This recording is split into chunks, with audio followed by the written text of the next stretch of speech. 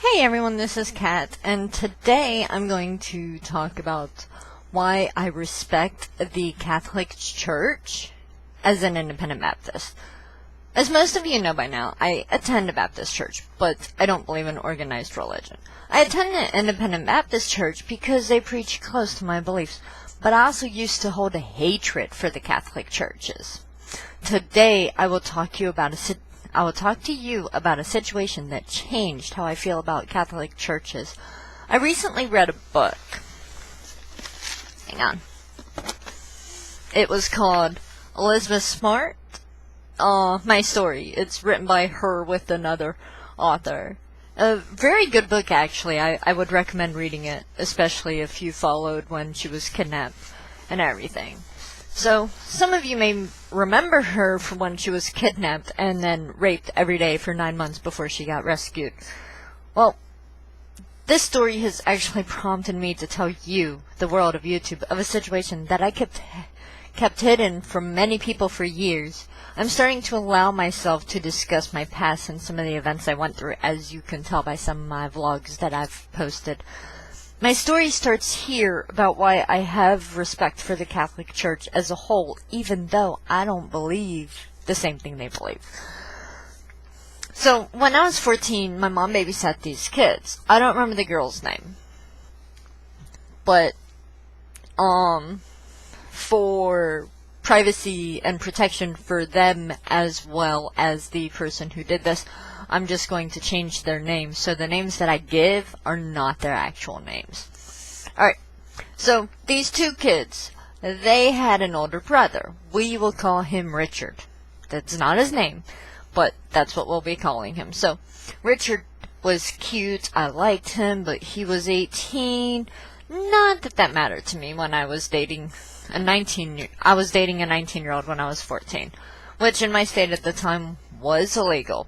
Well, this is where my story starts. 4 years later, when I'm 18, I moved down to Texas. I had a good job working at McDonald's. I got my own apartment for $275 a month, which wasn't bad out there in a small place I lived at called Burke Burnett, Texas. Well, I found out Richard moved out to Texas, so I got in touch with him. He talked me into coming down to visit with him and promised to bring me back home a week later. I reluctantly agreed. I took time off from my job. Went down to visit him. While I was gone, my apartment was broken into and I was robbed. Literally, when I finally made it back home, I had nothing. No food, no blankets, no pots and pans. All I had was 1 can of corn. And worst of all, no money. Alright, that's a story for another day. I actually didn't end up making it home for about 3 to 4 weeks. Richard lied to me. He started handcuffing me to the bedpost at night, so I couldn't leave. He never raped me, but he kept telling me he wanted me to become a hustler. I didn't know it at the time, but what he actually wanted was to trick me out. He wanted to become my pimp and turn me into a prostitute. At the time, I didn't recognize this. He started beating me when I wouldn't do what he told me to. Only time I was able to leave was to actually go next door.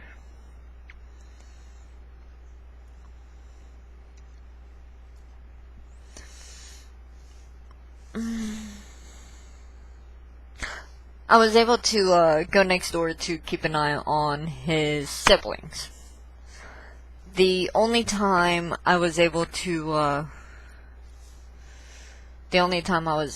make a phone call, I was allowed to call my dad once or twice a week to basically so my dad wouldn't worry about me. Well, Richard's friends would come over and they wouldn't say anything about him having me handcuffed to the bedpost, so I couldn't leave. I was about 4 hours from my home. No car. There was no way I could get back there on my own. I knew that there was a church up the road from his place. One night, he left the key to the handcuff on the nightstand by me. He forgot to put it out of my reach. This was a few weeks after I had arrived. It might have been a month. I don't remember the exact time frame. I know he had me call my dad a couple of times a week while I was there so my dad didn't worry, but he would threaten me not to tell my dad what was happening. I couldn't even think of something to drop a hint to my dad. I remember taking my chance one night after he went to bed, because he left the key to my handcuff close by me within my reach, and I have long arms even back then. So I was able to get the key. I grabbed the key, unlocked the handcuffs, snuck outside. Good thing his door was quiet, or he might have heard me. I did grab a pack of his cigarettes from the counter where he kept his carton. I then ran outside and ran as fast as I could. I had heard that churches around there kept their doors unlocked. I figured it was worth a shot since it was late at night. I could hide and sleep behind the church where Richard would not find me and I would be there until the church opened their doors. I was sure he might look for me if he noticed I was missing. To my luck, the door to the church was unlocked. I went in and started looking around. If the door was unlocked, maybe someone was there. I found a room with a light on. It sounded like someone was there. I peeked my head in to see a priest.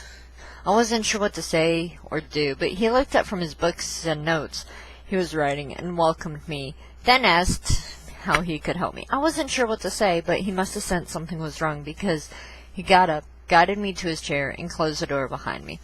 I was now sitting in a Catholic church with the priest in front of me. I heard something in my head tell me, "Go ahead, he can help."